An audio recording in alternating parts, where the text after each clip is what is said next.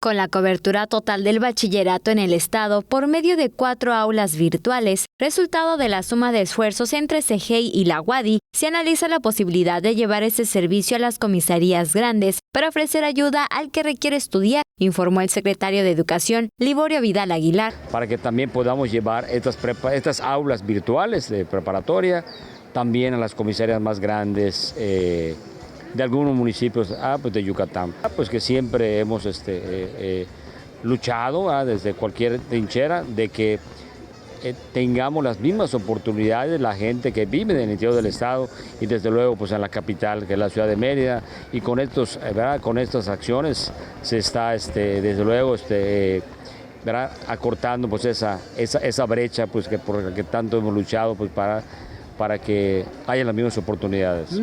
Los alumnos que no tuvieron la oportunidad de estudiar la preparatoria por falta de recursos podrán continuar, además de analizar la posibilidad de cursar una carrera profesional de forma virtual. 16 exalumnos que terminaron su secundaria, pues que ya no pudieron irse a estudiar a otro municipio por falta de recursos.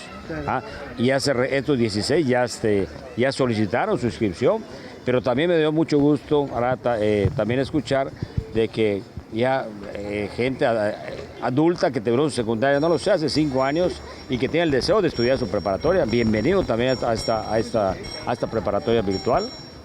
Con imágenes de Jorge Quimé, el reporte de Álvaro Martínez, Tele Yucatán te informa.